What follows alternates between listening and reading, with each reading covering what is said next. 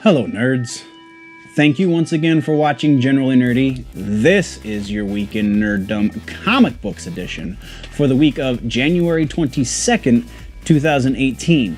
This week, we've got some Batman, as per usual, Wolverine, Frank Miller, and so many things. But first... Quiet on the set, rolling.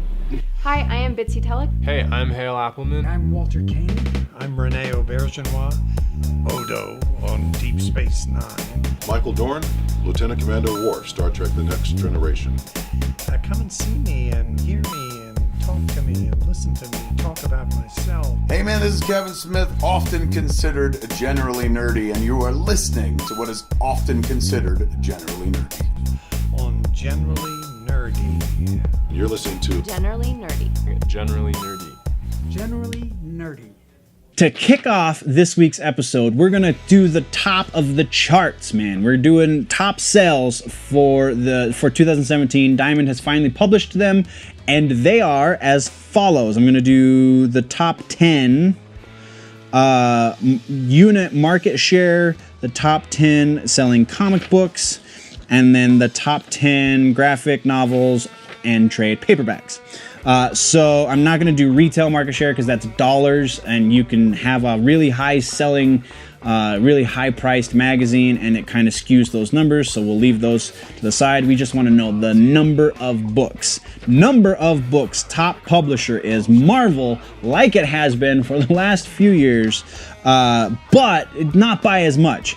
This year, Marvel has 38.3% of the market share. And it's been much higher in previous years. And it's due in large part because number 2 is DC Comics, who has 33.9% of the market share. Did I say 33.3? I meant 38.3. If I said 38.3, then disregard this part. Right behind them, and by a long shot, we've got Image Comics, which is an imprint of DC, so you could arguably say that DC has a higher market share. Image Comics has 10.1% of the market share. IDW has 3.6%. Dark Horse has 2.2%. Dynamite Entertainment has 2.0%. Boom Studios has 1.8%. Titan Comics has 0.9%. Valiant Entertainment has 0.8%, and Oni Press, which is the comic book line that does Invader Zim and such, Invader Zim and Rick and Morty, so I would feel like they should have a little bit more than this, but they have 0.6%. And then other non-top 10s, irrelevant. So, next we have the top 10 selling issues. The top 10, single issues. Number 1 is Marvel Legacy number 1, which shouldn't be too much of a surprise because Wolverine came back in that issue. Number 2 is Dark Knight's Metal number 1, which is very good. It should be there, though I feel like number 1 is big, so the rest of the series needs to maintain as big, but it didn't really. Oh, yes, it did. I take it back. Number 3 is Peter Parker's Spectacular Spider-Man number 1. Number 4 is Secret Empire 0, and number 5 is Secret Empire number 1, so makes sense. Number 6 is Dark Knight's Metal number 3, which is interesting because number 7 is Dark Knight's Metal number 2. Doesn't make sense that 2 would not sell as many as 3, but whatever. Because usually they taper off. They don't like jump and then taper, but whatever. After that, you've got Doomsday Clock number 2 coming in at number 8. Dark Knight's Metal number 4 coming in at number 9. Phoenix Resurrection, The Return of Jean Grey rounds off the top 10 for our top 10 comic books of the year 2017. These numbers, by the way, are from Diamond Distribution, the people who distribute all of the comic books to Comixology and to your local comic book shops and to all of the major retailers. Next, we have top 10 graphic novels and trade paperbacks. So basically, this is the top 10 collections. This is top 10 story arcs, if you will. Number 1 and number 2 are both Saga books. Saga Volume 7 is number 1, and Saga Volume 1 is number 2, which is a little backwards. Number 3 is The Walking Dead Volume 27, Whisperer War. Number 4 is Paper Girls Volume 1. Number 5 is Batman Volume 1, I Am Gotham. We had to get a representation of our big, most popular superhero. Number 6 is Monstrous Volume 1. I haven't even heard of that. It's from Image. I'm going to have to go read that. Next, we have Rick and Morty Volume 1 from Oni Press. That is coming in at number 7. We have another Walking Dead book, Here's Negan, coming in at number 8. Saga Volume 8 is coming in at 9. So Image is dominating the paperbacks, the trade books. And then number 10 is 7 to Eternity, which is also an Image book. So very interesting. I feel like it's kind of all over the boards, man. So that's a good thing. That's good representation of the medium, because not just one comic book house is dominating anymore. So very, very awesome. But now we're moving into actual news, and the first thing is Wolverine. We are finally getting. I say finally. We already know that he's going to be in Infinity Countdown. That starts in February. After the death of Wolverine in 2014, good old Logan has been seen here and there very recently. We are getting a one-shot book called The Hunt for Wolverine, written by the writer who killed him, Charles Soule. Soule. So the guy who wrote him out of the books is now writing him back into the books in this one-off. The artist is going to be David Marquez, set to come out in May. So we've got February, and then we don't know what's happening necessarily in March. Probably just the continuation of the Infinity Countdown. But between this one-off and Infinity Countdown, it sounds like we're not getting the whole story. We're getting bits and pieces. So we're going to be piecing together how Wolverine got out of the adamantium for at least the next year, it sounds like. I dig it. I really, really dig it. I really am a fan of not spoon-feeding your audience. I'm really a fan of dropping a couple little clues every here and there, but continue this overarching story and give us the background in bits and pieces, so we have to pay attention, so we have to read, and that's kind of the biggest thing, is we have to read these books. So that's very, very cool.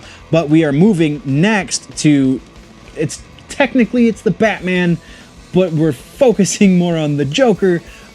Tim King is writing yet to be titled 12-issue Batman series that is supposed to, that this has not been officially announced for it, but apparently is going to bridge Dark Knight's Metal to the Doomsday Clock, because Doomsday Clock is set about a year in the future. Dark Knight's Metal is happening in current continuity. It's supposed to link the two stories. Also supposed to address something that we haven't really seen since the beginning of Rebirth.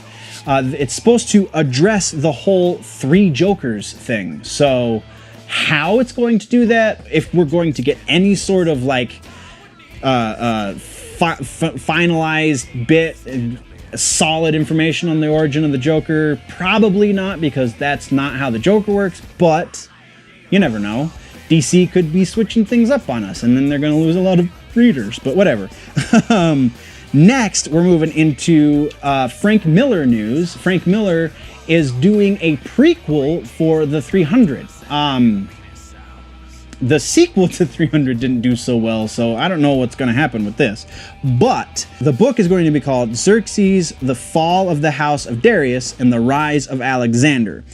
Set to arrive in April, and it has nothing to do with the Battle of the 300. It focuses on Xerxes and his rise to power, because that war was more than just the Battle of the 300. That was years and years and years of war that these stories are taken from. So he's got a rich history to draw from for inspiration. So interesting. Next, though, we've got Dick Tracy. We talked about this just a few weeks ago, and it's canceled due to a pre-existing licensing deal that they would not elaborate on. This has happened before, specifically with Dick Tracy. It happened back in 2010. It was the team of Brian Michael Bendis and Michael Avon were handed the rights and said, here, write me some Dick Tracy. And then it came out because Warren Beatty still owned part of the rights for the character, so they couldn't do it. So does somebody in Warren Beatty's camp still own the rights? Or is it somebody else that we lost track of somehow throughout the course of time? Very weird how that happened. It was an error on somebody's part. And yeah, so they can't write Dick Tracy. And our final bit in Ain't It Cool news, Rugrats have a comic book. That's not news. That's the Rugrat comic book has been going since October of 2017. But the big green dinosaur that they play with, their big toy, Reptar, is getting his own book. It's going to be called Rugrats, R's for Reptar, Special Number 1, released in April with the writer Nicole Andelfinger, and there's a whole list of artists.